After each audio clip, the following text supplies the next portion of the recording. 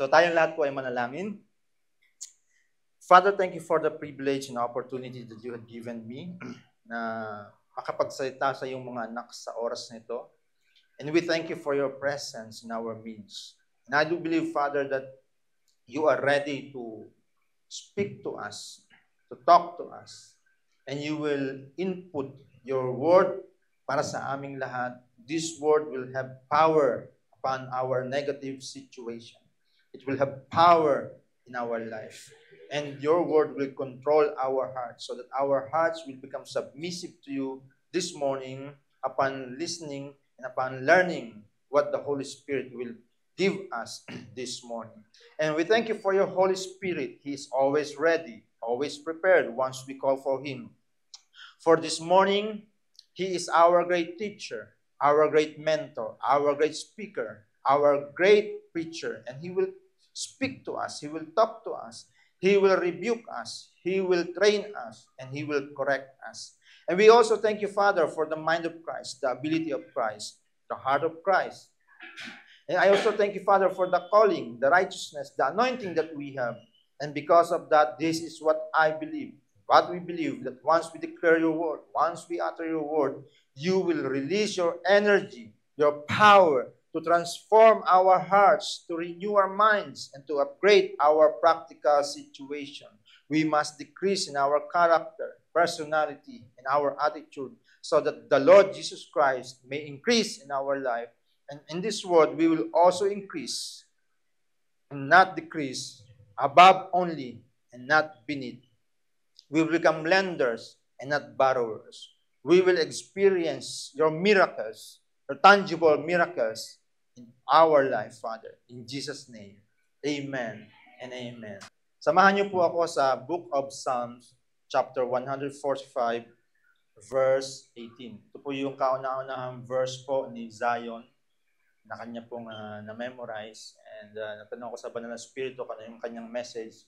Dinala po niya tayo dito sa verse na ito. Ang sabi po dito, the Lord is near to all who call on Him. To all who call on Him in truth. So itong verse na ito na po, sometimes ginagamit po natin sa children's ministry. Para yung mga bata, merong ma-memorize na verse, para ito yung kanilang ma-meditate araw-araw, hanggang sa dumating na naman yung Sunday school, para po ma-prepare yung kanilang mga puso. And then sometimes, or most of the times, kinukuha rin natin itong verse na ito para sa atin. Itong verse na ito ay ginagamit natin na, kumbaga, pampaginhawa ng kalooban. Na ginagamit natin to encourage ourselves. Na lagi natin sinasabi na ang Panginoon malapit sa akin. Kapag tumawag ako sa Kanya. Most of the time, yun yung part na nakikita natin. Pero yung latter part o yung second part, hindi natin nakikita. Na kung saan, sabi rito, to all who call on Him in truth. Most of the time, kinukuha natin itong verse na ito para pansarili. Lagi natin sinasabi na, kasi tayo mga Kristiyano, ang gusto nating verse, yung makakapagpasaya sa atin. Tama po ba yun? Yung verse na kung saan na hindi ka masasaktan, hindi ka marirebuke, hindi ako marirebuke, hindi ako makokorek. Ang gusto ko lagi yung verse, the Lord is good. Di ba? The Lord loves me. The Lord bless me. The Lord is always there. Meron pa nga sinasabi doon, He will never leave me, nor forsake me. Yun yung mga verse na laging gusto natin. Pero yung verse na kung saan makakapagbigay sa atin ng kirot, yun yung ayaw natin. Kaya nga maraming Kristiyano sa panahon po natin ngayon, hindi lahat, pero marami, na ang paboritong verse lagi is yung papabor sa Kanya. Hindi yung tutulong sa Kanya. Ang kailangan natin verse ngayon, hindi yung papabor sa atin. Ang kailangan natin verse yung tutulong sa atin. Saan tutulong? Sa kalagitnaan ng problema natin, meron tayong salitang magagamit. Sa kalagitnaan ng immaturity, may magko-correct sa atin. Sa kalagitnaan ng panghihina natin, may magpapalakas sa atin. Pero yung word na magbibigay ng favor sa atin, mostly, yan yung kinukuha natin. Let's say, for example, sinasabi ng Jeremiah 29:11. Diba? That I have a plan for you, a plan to prosper you, not to harm you, plan to give you hope in the future. Yun yung gusto-gusto natin yakapin. Pero pag meron ng ibang verse na nakikita natin na para bang medyo nakakasakit na ng tenga, hindi na natin pinapakinggan. Kaya yung good news, nagiging bad news. So dapat lahat ng message ng Panginoon na bibitawan niyang Banal na Espiritu through the one He is using, ay maging good news sa atin, though it is hurting us. Kasi wala namang masamang tinapay sa salita ng Panginoon.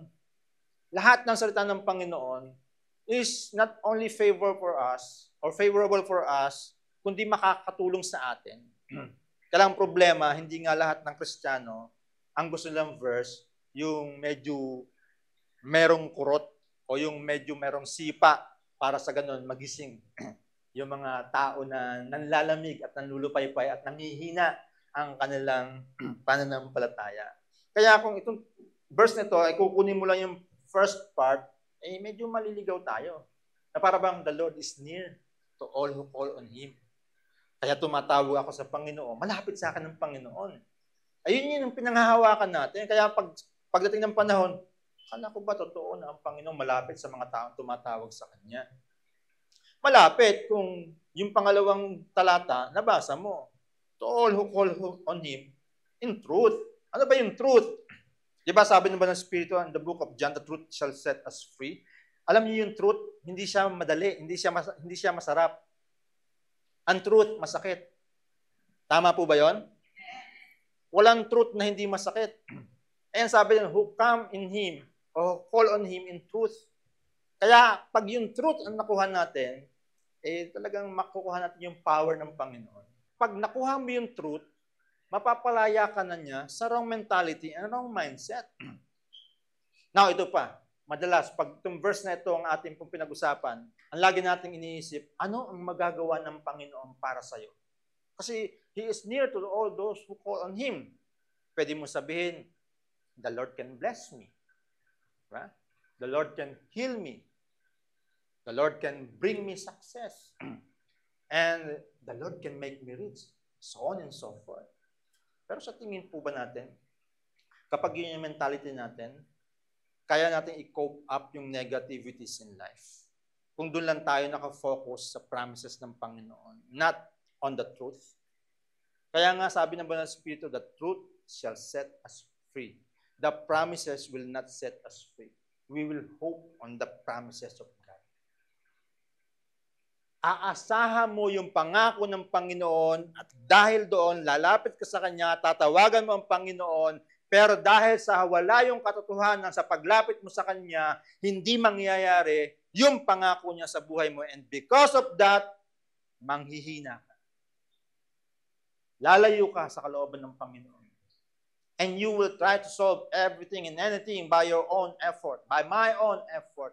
Hindi ko nakita na kaya pala pwede akong lumapit sa Panginoon kung yung truth ang daladala ko sa aking buhay. Wag lang po tayong humawak sa promises ng Panginoon. Sa mundo, promises are made to be broken, but to God it is not. Pero may sikreto para hindi mangyari na hindi matupad yung pangako niya sa ating buhay. And that is to find the truth. Seek the truth. Hanapin mo yung katotohanan. Yung katotohanan not only on Sunday, but every day sa buhay mo bilang Kristiyano. Ang truth, hindi mo makikita every Sunday lang. Sunday will be there to remind you that there is truth. But every day, you should try to look upon it. Kailangan mo makuha yung truth sa buhay mo. Araw-araw. Wag lang Sunday. Kasi ang Sunday, hindi ko naman sinasabi huwag na kayo mag-church every Sunday. Kasi baka sabihin, ba't nawala ang mga, nag-speak lang si Pastor Ronald, nawala na yung mga tao ng Sunday. Hindi ko sinasabi na huwag na kayo mag-church ng Sunday. Pero, ang Sunday, ang message kasi dito, para lamang magbigay tayo ng encouragement.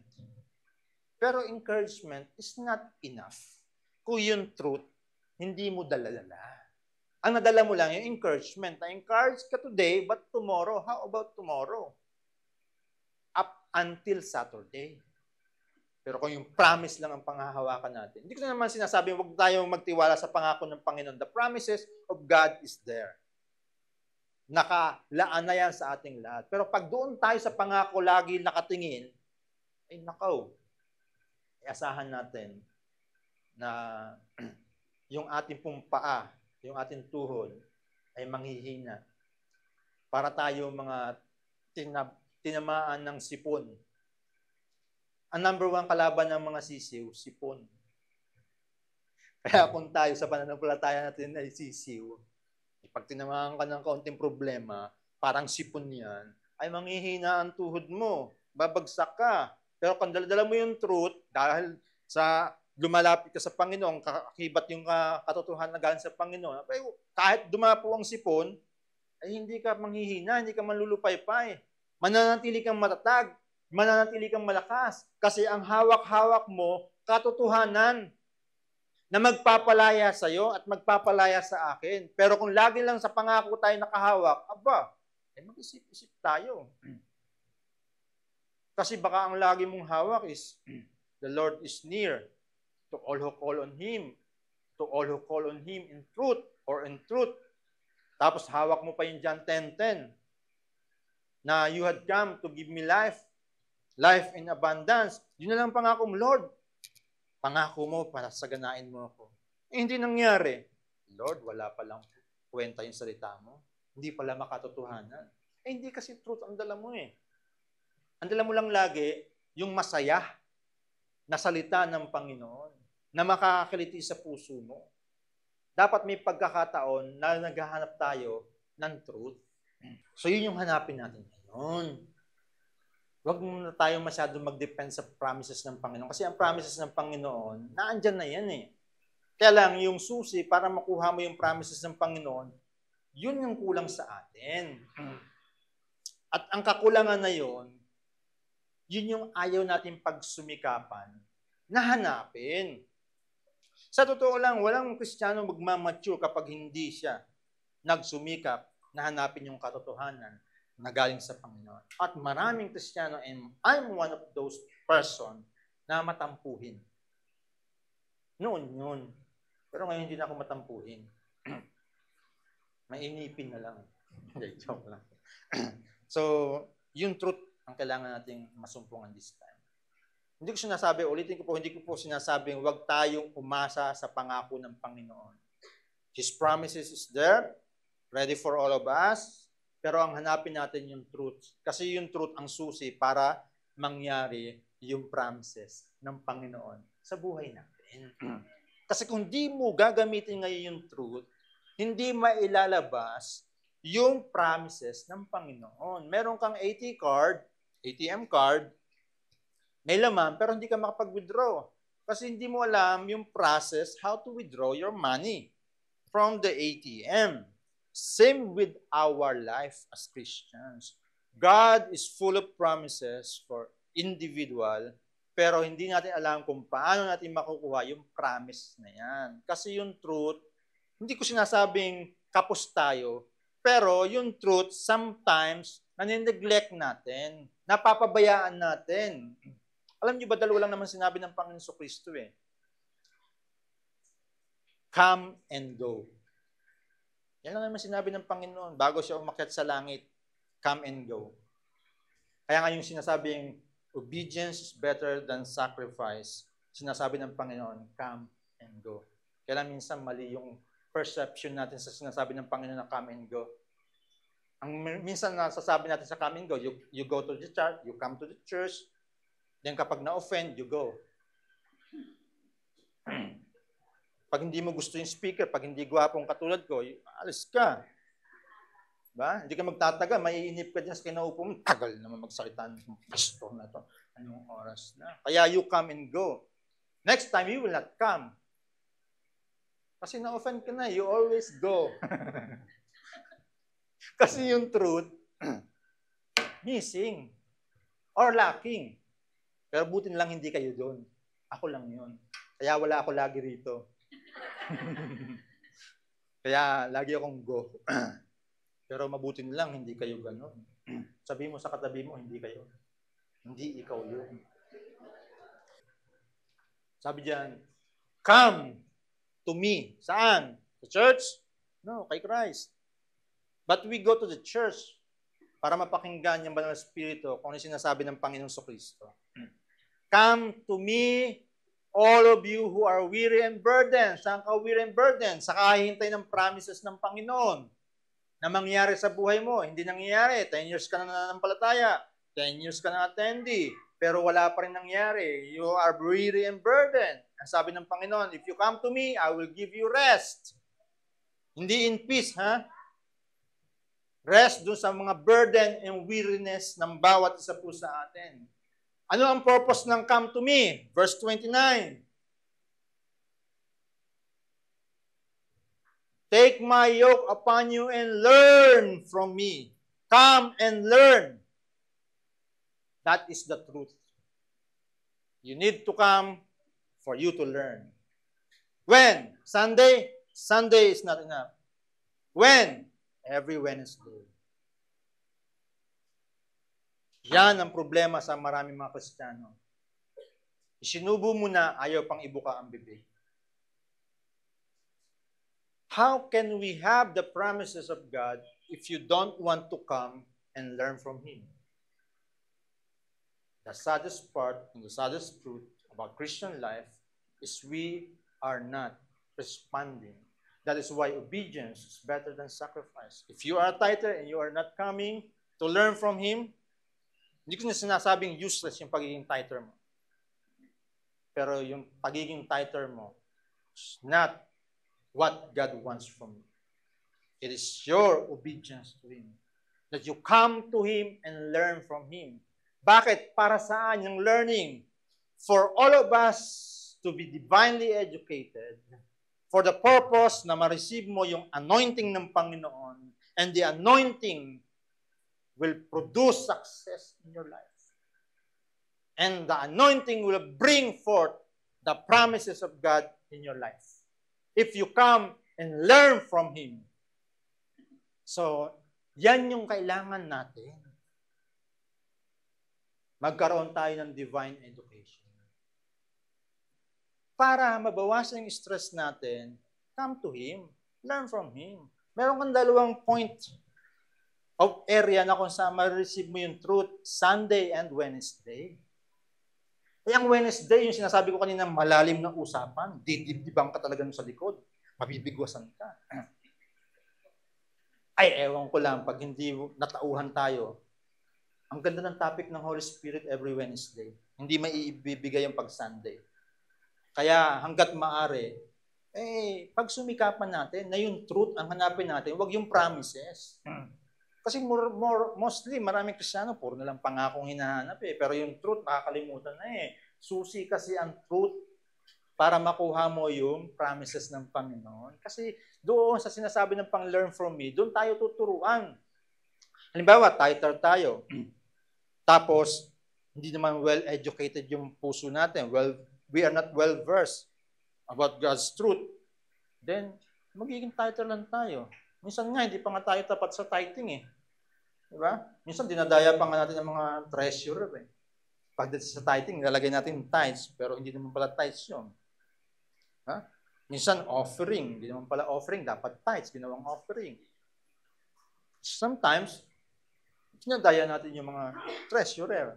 Lusot tayo sa treasurer, pero the one sees us, hindi tayo makalusot. Pero pag naturuan na tayo ng Panginoon, mali pala yung action ko. Mali pala yung ginagawa ko.